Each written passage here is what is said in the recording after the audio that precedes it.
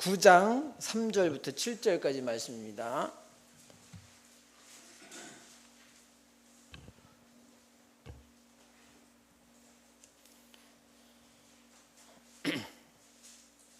우리 한 목소리로 읽겠습니다.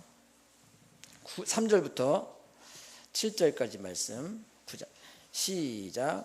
사울이 길을 가다가 다메섹에 가까이 이르러니 호련히 하늘로부터 빛이 그를 둘러 비추는지라. 땅에 엎드려져 들음에 소리가 있어 이르시되 사울아 사울아 내가 어찌하여 나를 받게 하느냐 하시거늘 대답하되 주여 누시오니이까. 이르시되 나는 내가 받게 하는 예수라. 너는 일어나 시내로 들어가라. 내가 행할 것을 내게 이를 자가 있느니라 하시니 같이 가던 사람들은 소리만 듣고 아무도 보지 못하여 말을 못하고 서 있더라. 아멘. 이 시간 손예수님 나오셔서 말씀 증거해 주시겠습니다.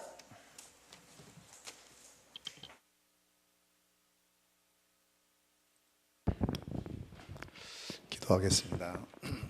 하나님 참으로 감사합니다. 오늘도 하나님의 귀한 전에서 주의 복음을 함께 누리며 이 복음의 증인으로 서기를 소원하고 세계복음의 언약 속에 있는 저희들이 이 땅에 들어와 있는 150만 다민족 통한 세계복음화를 언약으로 붙잡고 그 가운데 70만 중국인 복음화를 통한 중화권 복음화와 세계복음화의 언약을 저희들에게 허락하시고 오늘도 그 응답 속에 있게 하심을 감사합니다. 하나님 이 시간도 종의 입술을 주장하여 주옵소서.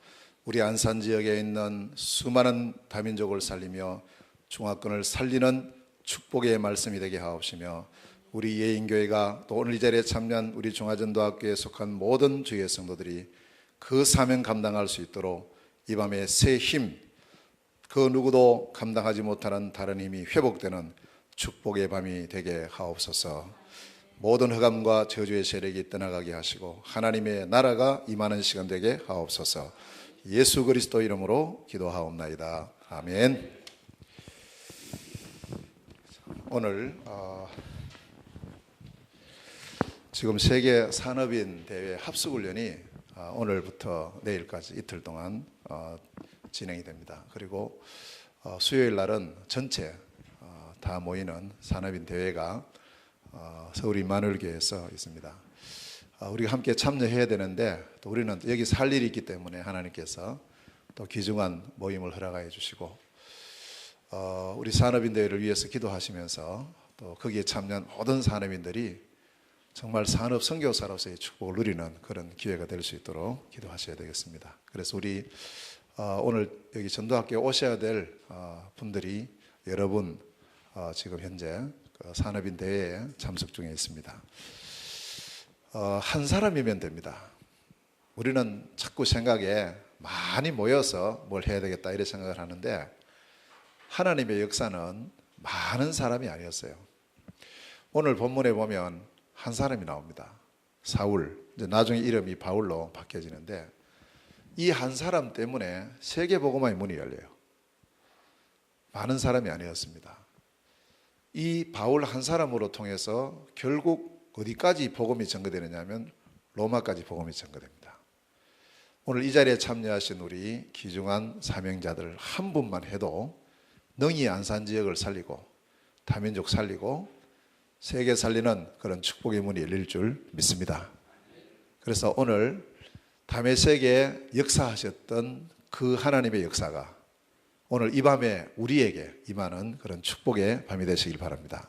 저는 오늘 기도했습니다. 단순한 지식 전달의 시간이 되지 않게 하시고 다메섹에 바울이 체험했던 그 체험이 오늘 말씀이 전거되는 시간에 이 자리에 참여한 우리 모든 사명자들에게 그대로 체험되어지는 밤이 되게 하옵소서. 그렇게 기도했습니다. 그 응답 될 줄로 믿습니다. 자, 그래서 오늘은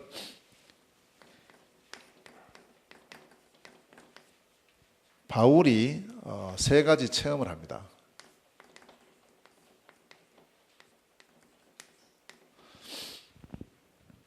오늘 본문 사실은 이제 사도행전 9장 1절에서부터 22절까지가 오늘 본문입니다. 본문인데 전체를 다 읽으면 너무 길기 때문에 일단은 이렇게 오늘 짧게 읽었습니다. 그래서 오늘 이제 부제를 좀 달면 한 사람을 통한 세계복음화입니다. 저는 기도합니다. 우리 지금 사실 우리가 복음 전하려면 또 선교하려면 다들 비행기 타고 멀리 가야 되죠. 선교를 다 그렇게 생각합니다. 다른 나라로 가야 된다 생각하기 때문에 너무 힘듭니다. 시간도 내야죠. 또 경제적인 여러 가지 문제도 있죠. 여러 가지 생각이 선교한다 생각하면 상당히 어려운 그런 이제 일이다 이렇게 생각을 하고 그래서 특별한 사람들만 주로 선교하고 그리고 교회에서도 목사님 이런 분들만 주로 선교 현장 가시고 우리 성도들은 열심히 일해가지고 또 돈도 많이 벌고 해서 목사님 선교 가시는데 마음껏 이제 지원하고 함께 동참하고 또 선교 언급하고 이 정도로 우리 보통 생각을 하거든요. 물론 그것도 참 중요한 겁니다. 그렇게 해야 되고요. 근데 성경을 가만히 이렇게 우리 보면요, 선교는 멀리 있는 게 아니에요. 우리 멀리 있다 생각하기 때문에 내하고는 이제 별로 나는 간접적인 선교 이런 생각을 하는데 사실은 하나님께서 선교를 위해서 모든 준비를 이미 해놨었습니다. 가는 데마다 다 해놓으셨어요. 그래서 하나님께서 우리가 가야 되기 때문에 가야 되는데 우리가 가지 않아도 되도록 외국서 우리나라로 많은 사람들을 보내놓으신 거예요. 그분들은 몰라요. 그분들은 내가 한국 가서 복음 준비 잘 해가지고 내가 우리나라 복음을 해야 되지 이렇게 하고 들어오는 사람은 10,000명 중에 1명도 잘 안 될 겁니다. 대부분 99.99%는 목적을 가지고 한국 와요. 어떤 사람은 돈 벌기 위해서. 돈 벌기 위해서 오는 사람이 제일 많고 만약에 월급이 자기 나라보다 한국이 적다 그러면 80, 90% 안 올 겁니다. 지금 우리나라도 옛날에 중동에 그 더운 중동에 갔잖아요. 70년대 그때 갔거든요. 왜 가느냐? 딱 하나 이유 때문에 월급 많이 주니까 한국보다 몇 배로 많이 돈을 벌 수 있으니까 그 더운 여름 그 더운 나라로 갔어요. 근데 그래서 이제 그런 사람이 대부분 오시거든요. 우리 한국에. 그래서 오늘도 열차를 타고 오는데 보니까 하여튼 요즘은 차 타면요 외국인이 안 타는 차는 없어요. 다 외국인 타요. 아마 여러분들도 그렇게 느끼실 겁니다. 조금 관심 갖고 보면 지하철 탄다든지 버스 탄다든지 하면 다 외국인이에요. 외국인. 그래서 이 사람들이 오히려 한국 사람들보다 더 많이 다니는 것 같아요. 계속 얼마나 많은지.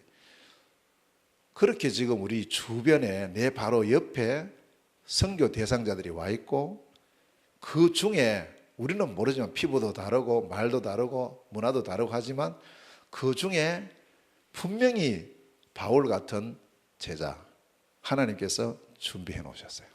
아멘. 그거 찾아야 됩니다. 우리 할 일이 그거예요. 그래서 그런 제자를 찾아서 한 명이라도 찾아가지고 이 사람들이 자기 나라로 돌아갈 때는 진짜 자기 나라 복음화의 선교사로 우리가 파송을 해야 되는 거예요. 그렇게 해놓으면 하여튼 얼마나 경제적인지 모릅니다. 예를 들어서 한국 사람이 외국 선교사로 간다 이러면 갈 때부터 올 때까지 책임을 져야 돼요. 한국 교회가. 그러니까 물론 그거 해야 되죠. 당연히 해야 되지만 그러나 여기서 자기 나라에서 외국에서 온 사람을 찾아서 제자화 시켜서 진짜 그리스도의 제자로 복음의 제자로 우리가 훈련을 시켜서 파송하면 이 사람은 월급도 필요 없고 아무것도 필요 없어요. 오히려 이 사람이 그 나라에 가서 영향을 주는 것은 엄청나다는 말이에요. 그래서 우리가 이 부분을 자세히 들여다보면 사실은 우리나라에서 특히 이 안산이라는 지역은 선교하기 가장 좋은 지역입니다. 아멘. 가장 좋은 지역이에요. 또 우리 예인교회가 지금 이 초지동에 딱 자리 잡고 있잖아요. 거의 주변에 다 외국인들이에요. 조금만 우리가 눈을 열고 그들을 향해서 마음을 열고 우리가 중심을 갖고 기도하기 시작하면 하나님께서 우리 교회에 또 우리 중화전도학교에 정말 중화권 살리고 세계 살릴 그런 귀중한 바울 같은 제자들을 만나게 하시고 보내실 줄로 믿습니다. 그걸 우리가 꼭 언약으로 잡고, 그래서 지금 70만 국내 중국인 가운데에 적어도 7천 제자가 있다 라는 우리가 이제 언약을 잡고 이걸 시작을 하는 겁니다. 그래서 단순하게 한번 해보자 그런 차원이 아니고, 분명히 하나님께서 세계복음화를 위해서 1천만 제자를 준비해 놓으셨다면 그 속에 이 국내에 들어와 있는, 우리나라에 들어와 있는 외국인 속에 제자가 없겠냐? 그리고 70만 중국인 속에 제자가 없을까? 분명히 있다는 거예요. 분명히. 그리고 일부 확인도 했고요. 있어요.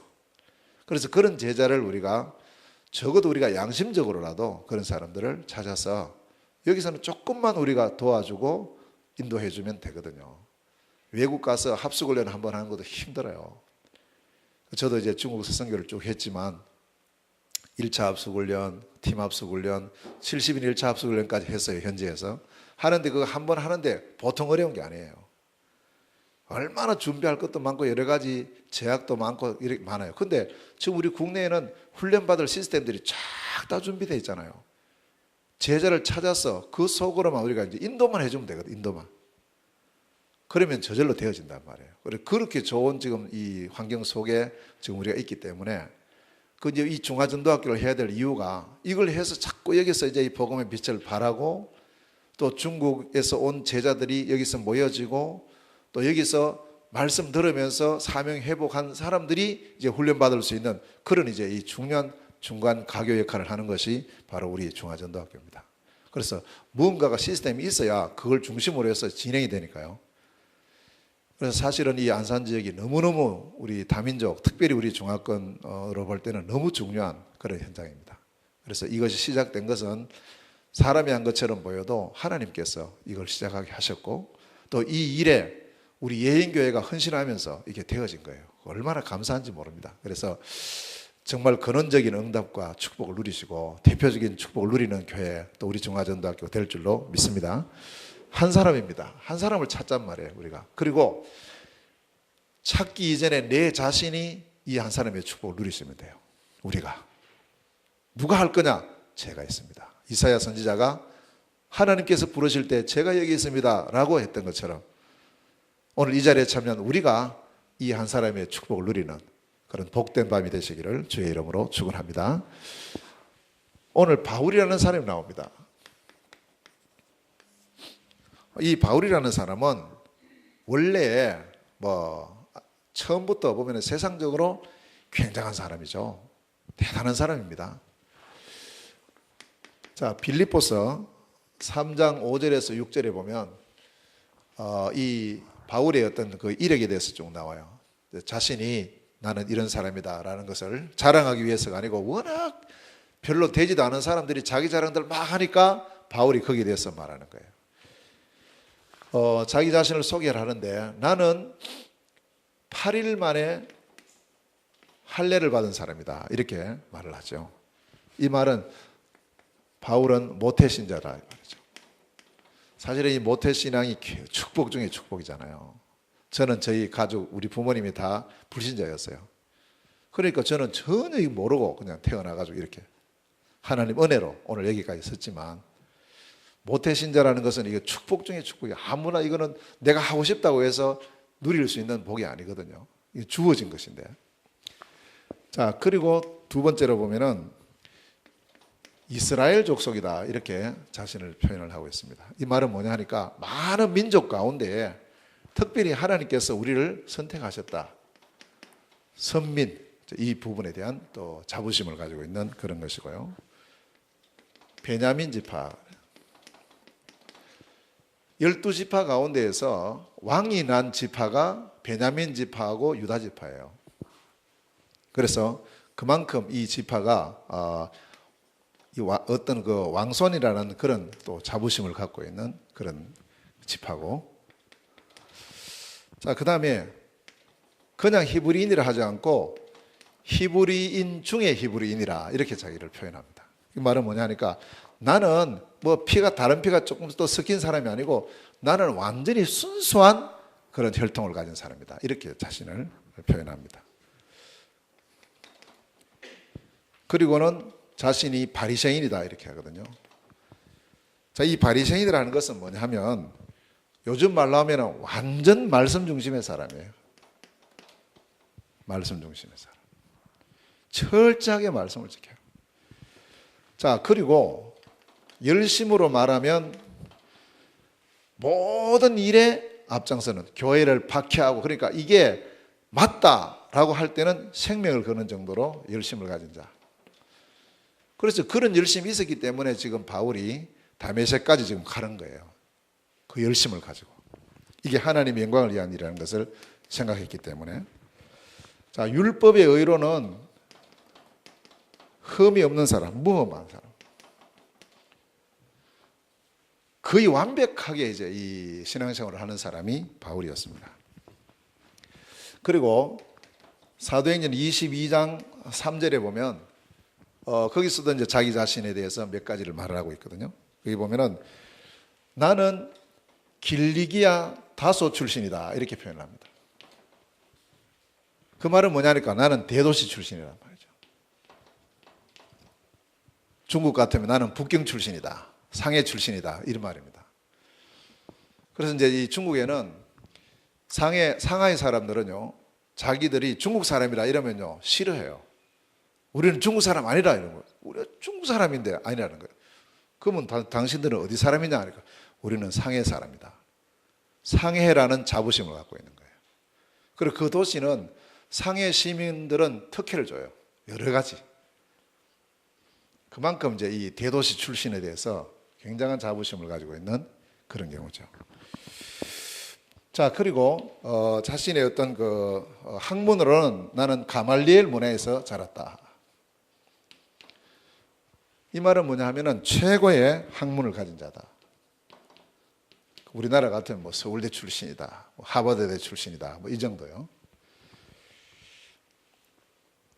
자, 그리고는 이런 걸 볼 때에 한마디로 표현하면 이 바울은 완벽한 사람이에요.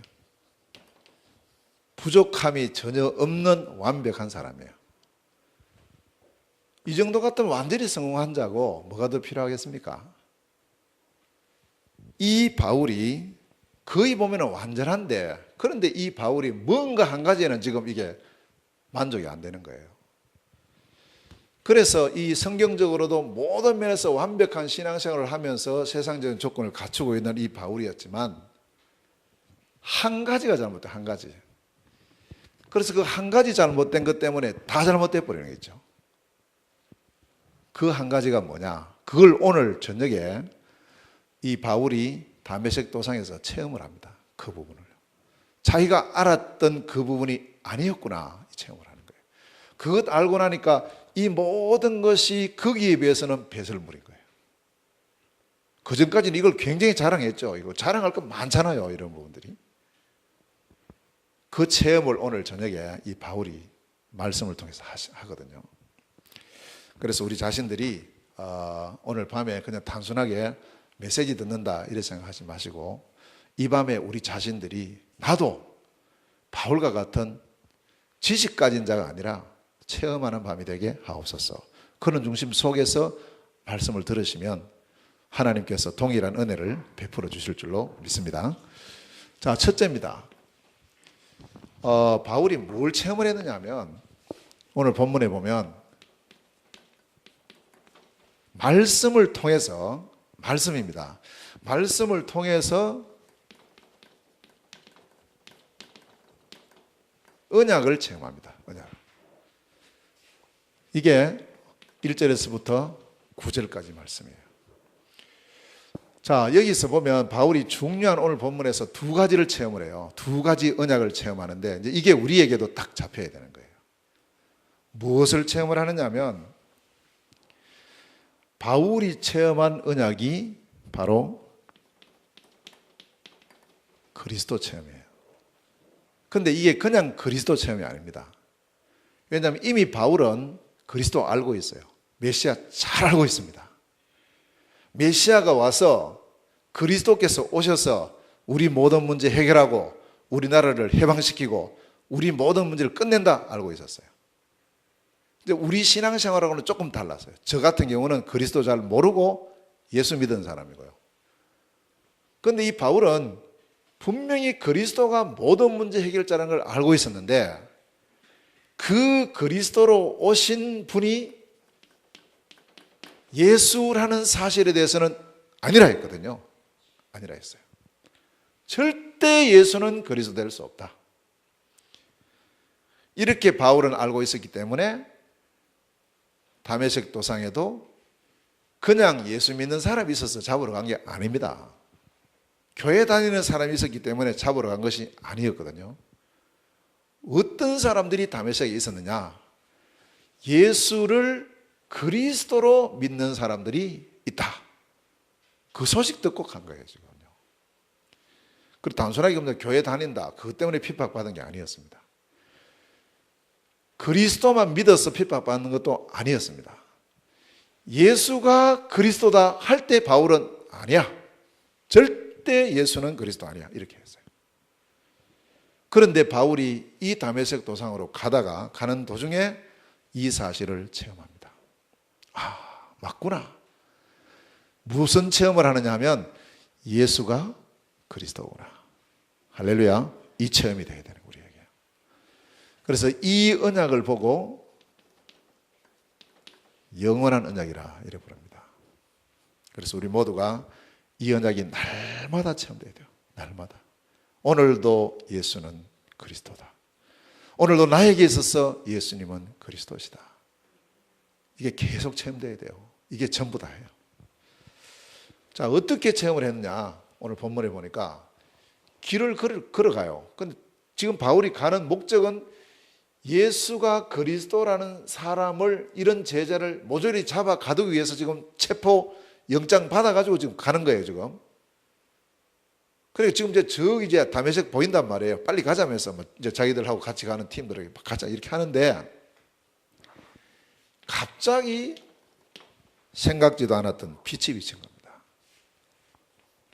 3절에 빛이 비쳤다 그랬어요. 알고 보니 이 빛이 창세기 1장 3절에 창조의 빛이었고 이 빛이 요한복음 1장 9절에 생명의 빛이었어요. 그 깜짝 놀라서 엎드려진 겁니다. 그런데 이 빛이 비친 동시에 다른 게 아닙니다. 말씀이 들려왔어요. 4절 말씀해 보니까 이 말씀이 요한복음 1장 1절에 태초부터 계셨던 하나님이시고요. 이 말씀이 육신이 되어 이 땅에 오신 분, 그분의 말씀이신 거예요. 그분의. 그래서 빛이 비치고 말씀이 임했어요. 뭐라고 말씀하셨습니까? 사울아 사울아 네가 어찌하여 나를 핍박하느냐 이랬어요. 그 말씀이었어요. 그러니까 바울이 물었죠. 주여 누구십니까? 지금 엎드려져 가지고 물어요. 이건 지식이 아닙니다. 체험입니다. 빛도 체험이었고 말씀도 체험이었어요. 주여 누구십니까? 물었어요. 분명한 대답이 들려오는 거예요. 나는 네가 박해하는 예수다. 이 한마디, 딱 이 한마디입니다. 1분도 안 걸리죠. 이 한마디를 통해서 뭐가 딱 체험되어 버리냐 하니까 맞구나, 이게 체험된 거예요. 뭐가 맞다는 체험이죠? 아, 그렇게 저 무식한 제자들이 맞다고 했던 그렇게 외치며 다니던 그게 맞구나. 그게 뭐냐? 예수가 그리스도 맞구나. 이게 체험된 겁니다. 우리에게 이 체험이 있어야 돼요. 정말 이 체험이 있어야 됩니다. 그런데 이 체험이 뭐 이상한 거 보고 체험하는 그런 게 아니고 가장 좋은 체험이 말씀 체험이에요. 말씀을 듣는 중에 맞구나, 맞다, 그렇구나 이런 체험이 돼야 됩니다. 그 밤이 되시기를 주의 이름으로 축원합니다. 이게 우리가 늘 듣는 말씀이잖아요. 늘 지금까지 수십 년 들었던 말씀인데 그게 아닌 거예요. 바울에게도 많은 사람이 말했겠죠. 아니었어요. 그거는 하나의 진짜 말이었고 오늘 바울에게 이 증거된 말씀은 체험이었어요. 아, 네가 왜 나를 핍박하냐? 나는 네가 핍박하는 예수다.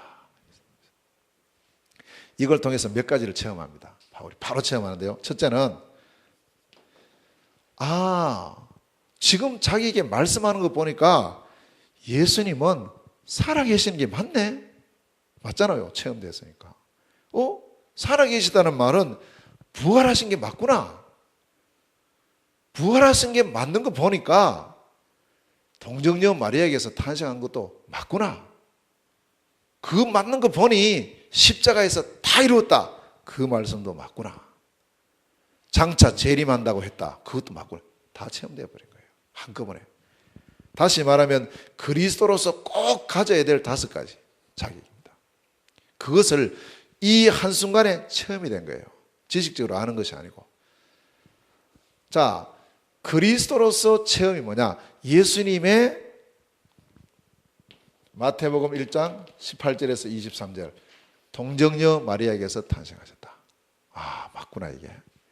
그런데 이 말씀이 이사야서 7장 14절에 그리스도께서는 반드시 처녀의 몸에서 탄생하셔야 된다는 이 말씀을 성취시킨 겁니다.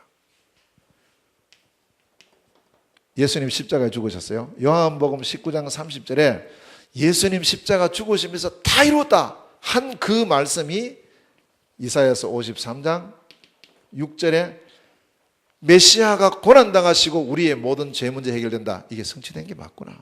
체험된 거예요.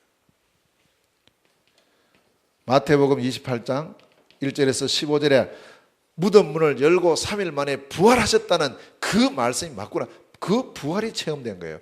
이것 보니까 시편 16편 10절에 시편 기자가 주의 거룩한 자는 죽음에 매여 있을 수가 없고 반드시 부활한다는 그 예언이 성취된 게 맞구나. 자, 그리고 요한복음 14장 16절 17절에 살아생전에 예수님께서 내가 가면 보혜사 성령이 와서 너희 속에 너희와 함께 영원히 계신다는 그 성령의 역사하심이 맞구나. 이게 요엘서 2장 28절에 요엘 선지자가 예언했던 말세의 남녀 종들에게 내 영을 부어준다는 그 말씀이 성취된 게 맞구나. 체험된 거예요.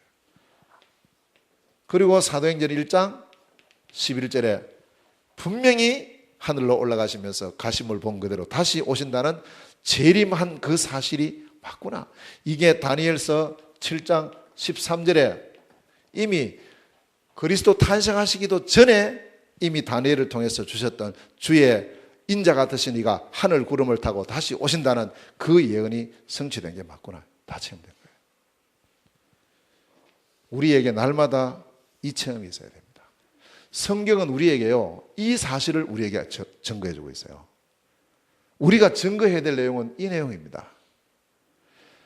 우리가 가서 많은 걸 해야 될 거 아닙니다. 하나님은 우리에게 말씀을 통해서 참된 그리스도가 체험되기를 원하고 그 그리스도로 오신 분이 바로 내가 믿는 예수다라는 사실이 체험되기를 원합니다.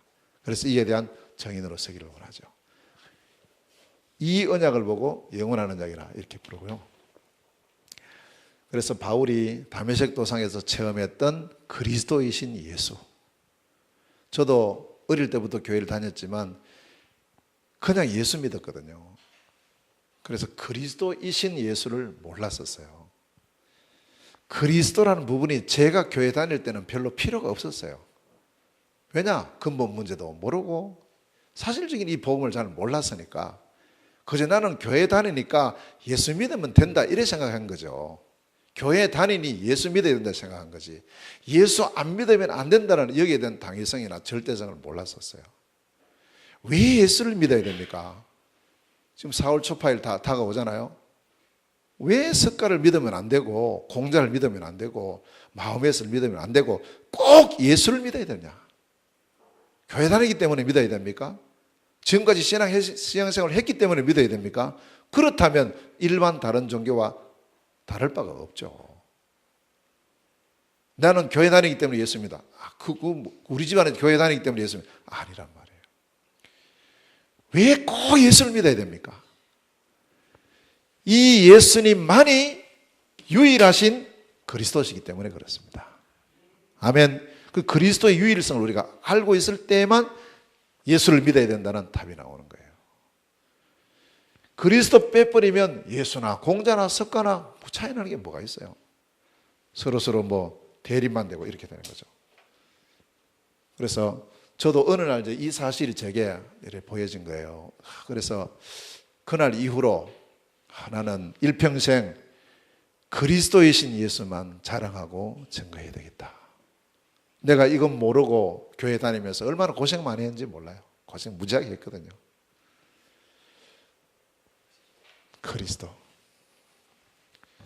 그 그리스도로 오신 예수님이 지금 이 자리에 성령으로 우리와 함께 하고 계시는 줄 믿습니다. 자, 이 체험을 하고 나서 바울이 두 번째 체험을 하는데 그 체험이 뭐냐 하면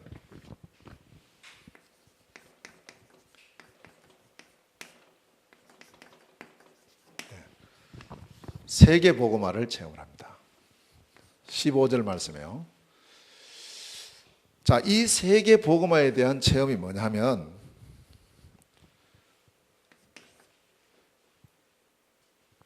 15절 말씀에 보니까 이것도 역시 그냥 증거된 게 아니었어요. 이 세계복음화가 우리에게 주신 시대적인 언약이다. 시대의 언약이 세계복음화예요. 자, 그런데 이 세계복음화를 바울에게 그냥 이렇게 체험시킨 것이 아니고 역시 말씀으로 체험시켰어요.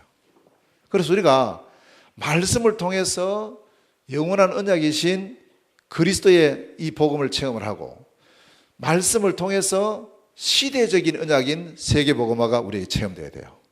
말씀을 통해서. 그런데 이 복음 바울에게 있어서 그리스도이신 예수에 대한 체험은 예수님께서 직접 말씀을 하셨어요. 그렇죠? 근데 시대적인 언약인 세계복음화는 직접 말씀한 것이 아니고 아나니아라는 제자를 통해서 이 복음이, 이 언약이 전달이 돼요. 그러니까 이제 주의 종을 통해서, 목사님을 통해서 증거되는 말씀이 바로 하나님께서 오늘 우리에게 주시는 시대적인 언약에 대한 하나님의 귀한 뜻이 전달되는 거예요. 그래서 그만큼 여러분들이 이제 메시지 들을 때, 주일 설교나 이런 모든 메시지를 들을 때 그냥 들으면 안 됩니다. 직접 하실 수 있는데 이건 직접 안 하셨거든요. 안 하고 아나니아를 시켰다니까요. 야, 네가 가서 말해라. 그러니까 아나니아가 안 간다고 겁이 나가지고 저 사람 내 잡으러 왔는데 내가 어떻게 거기 가서 말하냐. 아니, 내가 다 해놨으니까 가라고. 그래 가서 아나니아가 이 메시지를 전해주는 거예요. 시대적인 언약을 누가 전달했느냐? 아나니아가 전달했어요. 시대적인 언약을 누가 전달하느냐? 지금 이 시간표에 바로 주의 종 목사님들을 통해서 계속해서 우리 성도들에게 이 하나님의 시대적인 언약들이 전달되는 줄로 믿습니다. 그래서 항상 우리가 그것을 언약으로 붙잡을 수 있어야 돼요. 여기 보면 이 바울에게 세 가지입니다. 바울에게 주신 세 가지 세계복음화를, 그럼 바울은 어떻게 하느냐 할 때 세계복음화의 이 세 가지 사명을 바울에게 줘요. 우리에게도 마찬가지입니다. 세계복음화는 내 혼자 할 수 없잖아요. 근데 나는 어떻게 세계복음화 하냐 말이에요. 나는. 그럼 내게 주신 세계복음화에 대한 언약이 있어야 돼요. 우리 각자에게 다 있어야 돼요. 그걸 붙잡고 있어요. 저는 제게 주신 세계복음화에 대한 제게 주신 언약이 뭐냐? 중화권 선교인 거예요. 제가 이제 그걸 언약으로 잡고 그렇게 기도하면서 인도받는 중에 여러분 만나게 된 겁니다. 이게 단순하게 그냥 이 자리에 온 게 아니거든요. 분명히 있습니다. 분명히 나에게 주신 언약이 있어요.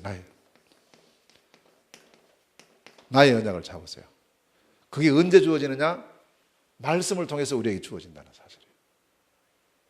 그래서 하나님, 나도 세계복음화 해야 될 분명한 제자가 맞는데 그럼 나는 무엇으로 어떻게 세계복음화 할 건가를 두고 질문해야 돼요. 그러면 하나님께서 우리에게 분명하게 주세요.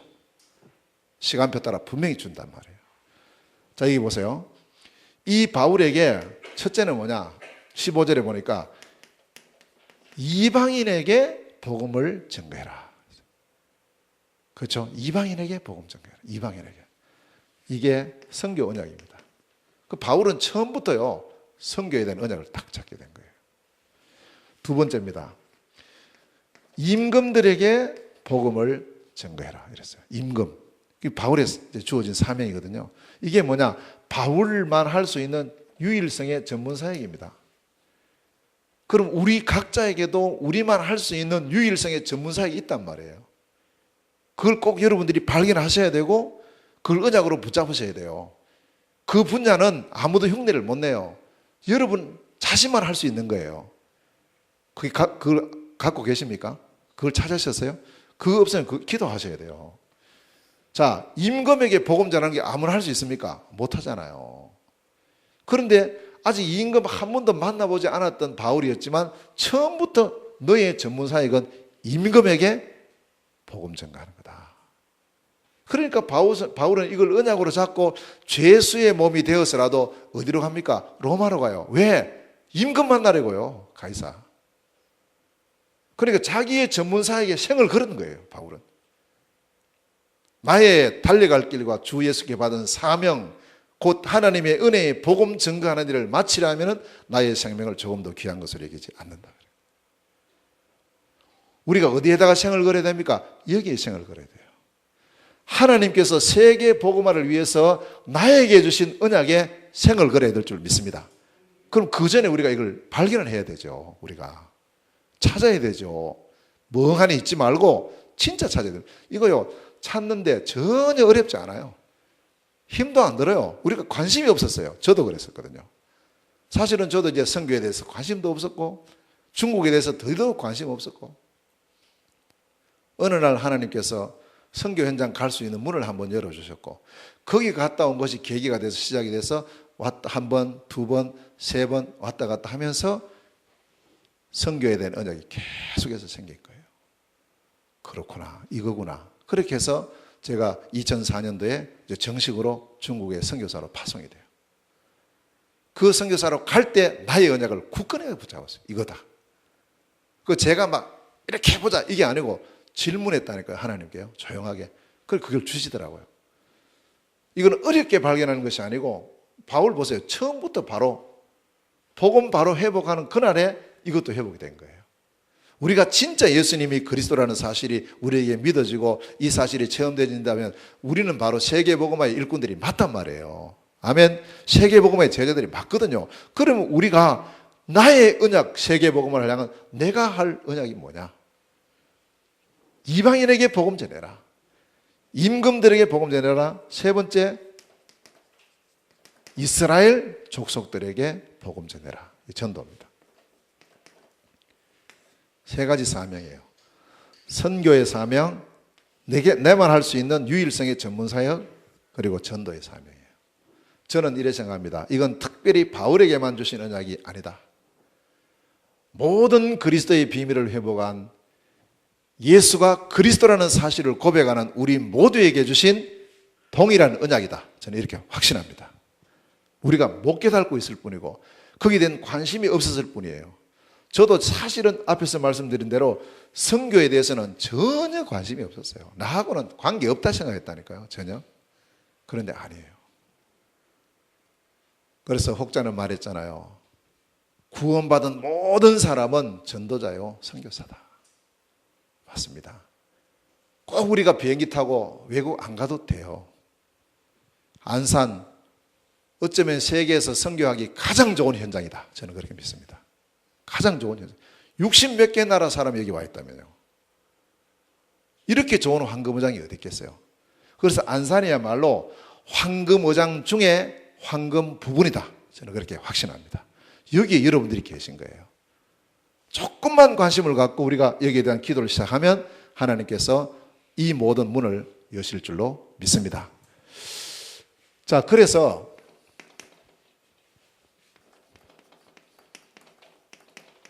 나의 언약입니다. 저의 언약이거든요. 그리고 제 것도 좀 소개를 해야죠.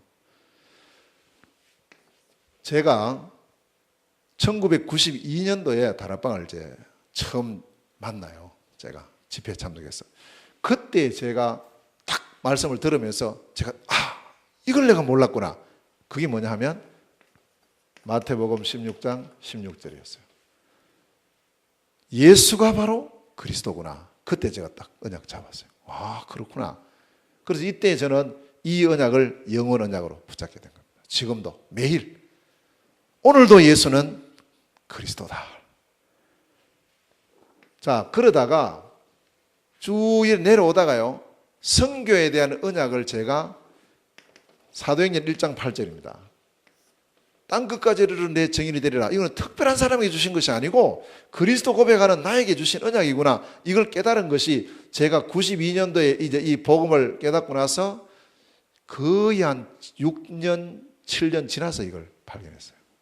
그 전까지는 저는 개척교회를 하고 있었기 때문에 열심히 전도해가지고 우리 교회 부흥하면 선교사님 많이 돕고 이렇게 해야지 이렇게 생각했어요. 단순하게 제가 선교한다 이건 생각을 못했고요. 근데 어느 날 제게 야 성령이 너에게 임하시면 땅 끝까지 이르러 내 증인이 되리라 했으면 이건 너에게도 해당되는 게 아니냐 이렇게 제게 와지는 거예요. 어느 날 그렇다. 그래서 그때부터 선교 현장을 두고 기도가 시작된 겁니다. 그래서 시작되고 한 2년 만에 처음으로 선교 현장에 이제 첫발 제일 뭐 그때 선교하러 간 것도 아니고 사실은 구경하러 갔어요. 중국 어떻게 생겼는가, 조선족들 어떻게 생겼는가, 연변이라는 곳이 있고 두만강이라는 곳이 있는데 그건 도대체 어떨까? 뭐 윤동주 생가도 있다 그러는데 그건 어떨까? 백두산 있다는데 이런 어떤 이제 사실은요 관광을 중심으로 해서 갔어요 처음에는. 그런데 그게 시작이었어요. 그렇게 하다가 이제 선교지를 계속 왔다 갔다 하면서 제게 어느 날 나도 이 선교 현장에 와서 그때 제 기도를 어떻게 했냐니 하나님 평생 있으려니까 안 되겠고 평생은 못 있겠고 한 3년쯤 제가 있고 싶습니다 이렇게 기도했어요. 그렇게 기도하고 1년 만에요 문이 열려가지고 2004년도에 선교사로 나가게 됐거든요. 그래 나가게 됐는데 그때 이제 사실은 선교사로 그냥 단기 선교 왔다 갔다 할 때는 문제가 안 됐어요. 왜냐하면 뭐 한 주간 있다가 오면은 또 되니까. 근데 이제 정식으로 선교사로 파송받고 나간다 하니까 이게 또 뭐가 달라지는 거예요.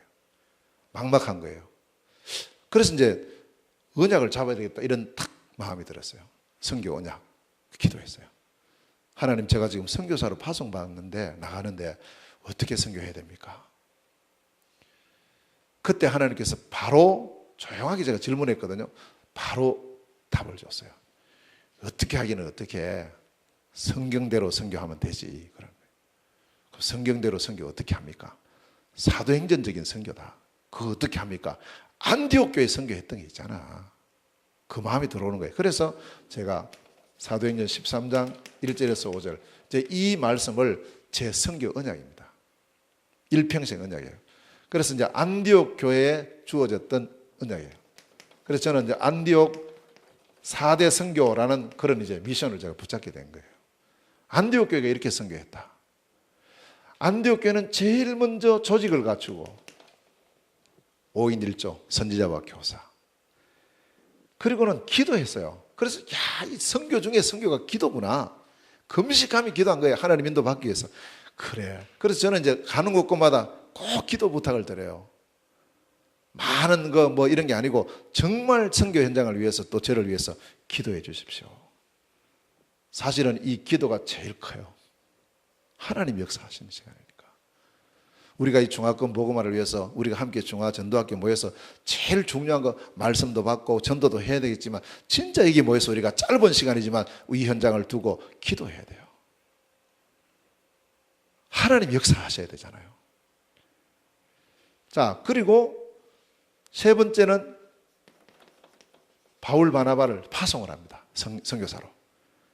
하나님 저도 선교지에 파송받는데 또 제가 들어가서 다른 또 나라로 중국에서 다른 나라로 선교사를 파송할 수 있도록 문을 열어주십시오. 이렇게 기도하면서 나온 기도 제목이 110명 선교사 파송이 이제 기도 제목이 나왔어요. 왜 110명 선교사를 파송하냐 이렇게 생각하면 중국이 34개 성시구가 있습니다. 그런데 이 중국은 한 지역이 한 나라예요. 왜냐하면 한 성이요 인구가 1억이 넘어요. 그렇게 큰 성들이 있으니까 한 나라거든요. 그러면 그 34개 성시구에 다 선교사를 보낸다. 한 사람씩. 중국 주변 국가가 20개 나라가 있어요. 그 나라에 많이 보내야 되지만 일단 우선적으로 한 명씩 보내자. 20명 보낸다. 중국의 민족이 56개 민족이 살고 있어요. 그러면 한 민족당 한 명씩 보내자. 이렇게 해서 34 더하기 56 더하기 20 하면 딱 110이 나와요. 그래서 하나님 110명 선교사 파송입니다. 그걸 계속 기도했거든요. 자, 그리고는 바울 바나바가 들어가서 교회 하나 세우고 목회하는 선교가 아니었거든요. 계속 순회합니다. 문이 열리면 가서 복음 전하고 제자 찾아서 시스템 세우고 맡기고 또 가고 맡기고 가고 계속 순회하고 하나님 저도 바울과 같은 캠프 선교의 축복을 누리게 하옵소서. 이렇게 제가 들어가서 이제 이건 지금도 유효해요. 지금도 계속 그렇게 돼요. 자, 그렇게 하는 중에 어느 날 지금부터 한 2년 됐어요. 어느 날 다시 이제 나오게 된 거예요, 제가. 그러면서 생각지 않게 문이 막혀버린 거예요.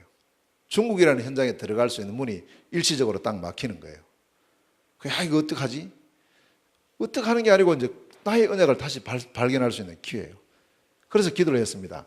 사도행전 16장 6절에서 10절에 언약을 하나님 주셨어요. 바울이 문이 막혔을 때 하나님 주신 언약입니다. 이 언약이 마게도냐예요. 그래서 저는 마게도냐 미션 5가지 그걸 제가 붙잡게 됐어요. 그냥 문이 막히면 다른 걸 하나님 준비해 놨으니까요. 우리 모든 성도님들도 혹시 내가 이 일을 하다가 꼭 전도뿐만 아니고 하는 일이나 모든 분에 어떤 분이 문이 딱 막혔다 그러면 이걸 뚫고 막 나가려고 애쓰지 말고 그 속에 숨겨진 하나님의 다른 계획을 보셔야 돼요. 그걸 두고 기도하셔야 돼요. 더 큰 계획이 있어요. 그래서 제가 이 마게도냐를 향한 바울을 향해서 마게도냐로 건너와서 도우라는 그걸 미션으로 붙잡고 바울이 마게도냐로 간 것처럼 하나님 저의 마게도냐를 주십시오. 그렇게 기도를 했어요. 그렇게 했을 때 하나님께서 5가지의 미션을 주셨어요. 다른 사람이 문제가 아니다. 네 자신이다. 개인화. 그래서 제1 기도 제목입니다. 오늘도 하나님 제가 전도자의 삶이 누려지고 체험되어지는 날이 되게 하옵소서. 그거예요. 저를 만나는 모든 사람들이 참된 그리스도의 제자로 전도 제자로 세워지게 하옵소서. 제자화예요. 멀리 가야 되겠지만 제가 있는 현장이 너무 중요합니다. 현장화. 그래서 이제 현장을 볼 때에 제가 지금 있는 곳이 대한민국에 있어요. 그럼 제가 중국 가서 선교해야 되는데 저는 지금 한국에 있다 이 말이에요. 그러면 이제 중국 다시 들어갈 때까지 놀고 있어야 되느냐? 아니란 말이죠. 이 현장 속에 하나님께 이걸 보니까 이 땅에는 이미 70만이나 되는 중국인들이 들어와 있다는 거죠. 이 속에 하나님의 계획이 있구나. 누군가는 70만 중국인 복음화를 해서 깃발 드는 한 사람은 있어야 되지 않을까? 누가 해야 될 것인가? 그걸 보여주는 하나님께서 이걸 보여주셨다면 이걸 내게 주신 언약이 아니냐. 그래서 제가 그때부터 국내 중화권 70만 복음화를 위해서 기도를 시작하고 이제 한 2년 돼가죠. 쭉 돼가는 중에 다 복음을 듣게 하려고 하니까 지역마다 시스템이 다 세워져야 되는 거예요. 중국인들이 있는 곳에. 그러니까 우리나라 행정구역 분석해 보니까 17군데예요.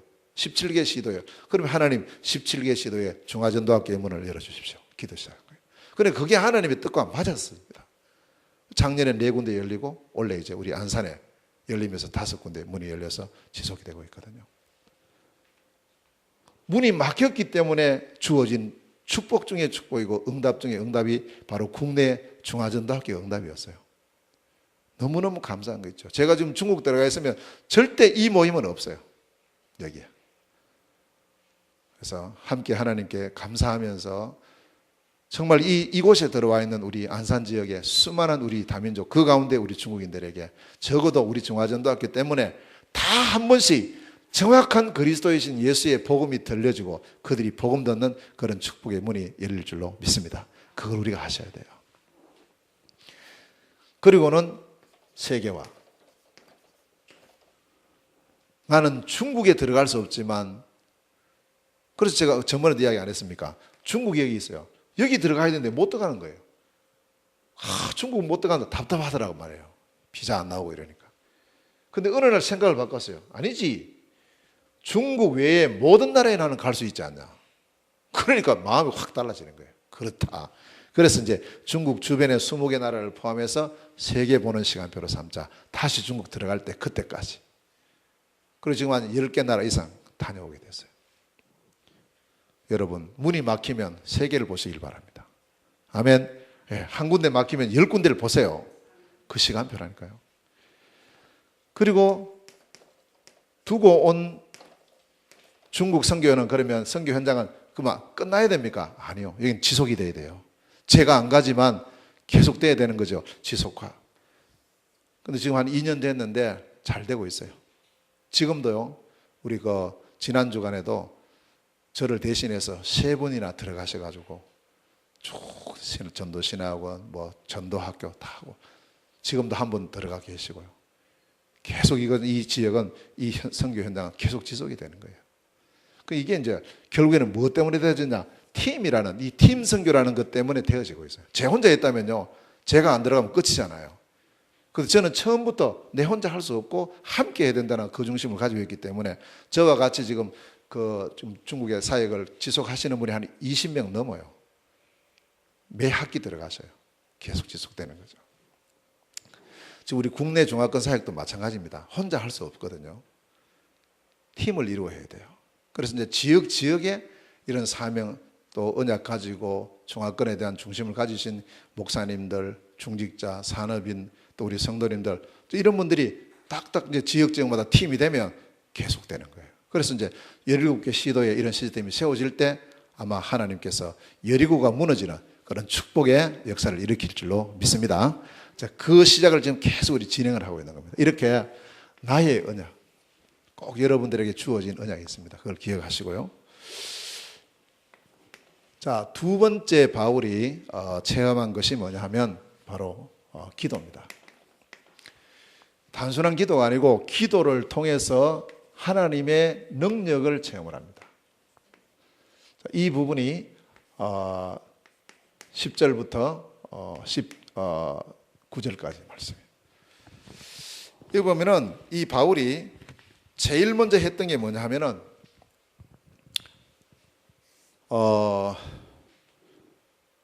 다메섹에서 이제 이 딱 그리스도의 이 체험을 하고 나서 바울이 갑자기 눈이 어두워졌어요. 그러니까 갈 곳이 없죠. 이래가지고 어디로 가느냐 하니까 장소를 직가라는 거리에 유다의 집으로 갑니다. 가서 다른 거 안 했거든요. 기도했어요. 그것도 그냥 기도한 것이 아니고 금식하며 기도했습니다. 이때 바울이 무슨 기도 했겠습니까? 기도 제목이 하나님 돈 주세요, 뭐 빵 주세요, 그런 기도 했겠어요? 이때는 아마 그게 아니었을 거예요. 이때 바울이 기도한 거는 제가 볼 때는 딱 두 가지밖에 없다.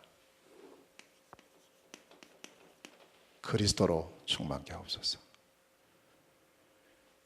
내가 만난 그리스도 예수로 충만케 하옵소서. 그 외에 더 있겠습니까? 이 사명 감당할 성령의 충만함을 주옵소서. 사실은 이 속에 다 있어요. 이 속에. 그래서 우리가 많은 기도해야 되겠지만 우리가 계속 기도할 제목이 오늘도 그리스도로 충만케 하옵소서. 오늘도 주의 성령으로 충만케 하옵소서. 할렐루야. 그 속에 다 있어요. 사실은요, 다 있어요. 이렇게 했는데 드디어 응답이 왔죠. 아나니아를 통해서 말씀이 선포되고 그때 응답을 주시면서 육신의 강건함이 회복이 되면서 모든 것이 회복되는 그런 축복의 응답을 주셨어요. 하나님은 반드시 우리의 기도를 들으시고 응답하십니다. 그걸 체험을 하셔야 돼요. 기도를 통해서 하나님의 능력이 나에게 임함을 날마다 체험하셔야 돼요. 저는 오늘 밤에도 여러분 만남 자체가 최고의 응답이거든요. 그래서 저는 단순하게 와서 설교시거나 설교하는 그게 아니고 지금까지 쭉 기도해왔던 부분들이 이렇게 전도학교 세워지면서 이렇게 또 귀한 사명자들을 만나게 되고 오늘 또 하나님 이렇게 귀중한 이 모임을 허락하셨구나. 이 자체가 응답 중에 응답이에요. 너무 무조건 감사한 거예요. 아까 사모님 사람들 적게 오고 상관없어요. 저는 이 자체가 응답인 거 있죠. 할렐루야. 응답이에요. 응답의 자리에 우리가 와 있습니다. 반드시 우리가 언약을 잡고 기도하면 하나님은 분명히 응답하세요. 아멘. 그리고 그 체험을 늘 하셔야 됩니다. 우리가. 자, 세 번째입니다. 그리고는 세 번째 뭘 체험하느냐 하면 전도를 통해서 바울 자신에게 주어진 사명을 체험을 합니다. 20절에서부터 22절 말씀 가시죠. 어디입니까? 현장입니다. 어느 현장이냐면 다메섹이라는 현장. 다시 말하면 우리가 2013년도에 기도하는 여리고죠. 여리고. 이 다메섹이 여리고입니다. 이 여리고는 무너져야 됩니다. 반드시 무너져야 됩니다. 그런데 그 어느 현장에 들어갔느냐 하면 회당에 들어갔어요. 자, 이 회당이 어떤 곳이냐면 종교화된 황금어장입니다. 그냥 황금어장이 아니고 완전 종교화된 황금어장, 우상화된 황금어장입니다. 이 회당에 누가 모였는가? 지금 유대인들이 있어요. 과거에 바울 같은 사람들이 거기 지금 회당에 다 모여 있는 거예요. 그리스도는 알고 있는데 예수는 모르고 있는 사람들, 예수는 그리스도 아니라고 하는 그런 사람들이 쭉 앉아 있는 거예요. 지금 바울이 거기로 먼저 들어갔어요. 회당에 들어가서 뭘 했습니까? 다른 거 안 했거든요. 예수는 하나님의 아들이다. 20절에 이거 말하니까 사람들 놀라는 거예요. 아니, 너 예수 믿는 사람 잡으라 놓고 뭐 엉뚱한 소리 하냐? 아랑곳 없었어요. 이어서 바울이 말합니다. 결정적인 이제 말을 하는 거예요. 결정적인 복음을 전하는 거예요. 예수는 그리스도시다. 사람들이 깜짝 놀란 거예요. 이런 사람 잡으러 온 저 사람이 저 입에서 지금 예수가 바로 그리스도다 증거되니까요. 그것도 어디예요? 회당에서. 내가 있는 곳에서. 전도는 전혀 어렵지 않습니다. 우리는 뭘로 부름받았냐? 정인으로 부름받았거든. 정인으로. 그래서 항상 우리의 마음 중심 속에는 정인은 뭐냐? 가진 자, 본 자, 누리는 자. 그 내가 가진 걸 말하고 내가 본 걸 말하고 내가 누리는 거는 말하기가 쉽다는 거예요. 그래서 날마다 우리가 이 바울같이 세 가지 체험이 쭉 되어지면 이 전도와 정인의 삶은 되어질 수밖에 없어요.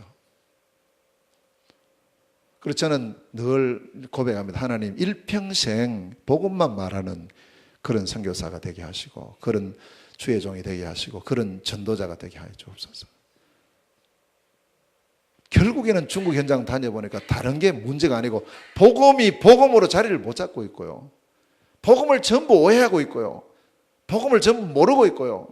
복음을 다 틀리게 알고 있고 복음 하나도 다 희미하게 알고 있는 거예요. 다른 걸 얼마나 잘하는지 모릅니다. 이 한 가지가 잘못돼 버리니까 이렇게 훌륭한 사람이 복음 막는데 앞장을 서고 있었어요. 우리도 그렇게 될 수밖에 없어요. 우리가 이 복음 제대로 모르게 되면 우리도 잘한다고 잘하는 것이 오히려 복음 막는 일이 되고 하나님 영광과 가리워지는 일이 돼요. 지금 이 땅에 150만 다민족들이 들어와 있고 70만 중국인이 들어와 있습니다. 그들에게 우리가 진짜 뭘 전해줘야 되겠습니까? 먹을 것도 줘야 되겠죠. 돈도 줘야 되겠죠. 잘 대해줘야 되겠죠. 그래야 됩니다. 그러나 그것 가지고는 그들이 갖고 있는 근본 문제, 그 나라가 갖고 있는 근본 문제 해결은 불가능해요. 하나님은 이 모든 문제에 대한 해결의 길을 주셨어요. 그 길이 복음입니다. 이 복음이 그리스도예요. 그 그리스도로 오신 분이 여러분이 믿고 제가 믿는 예수. 아멘. 이의 정인으로 서시면 됩니다.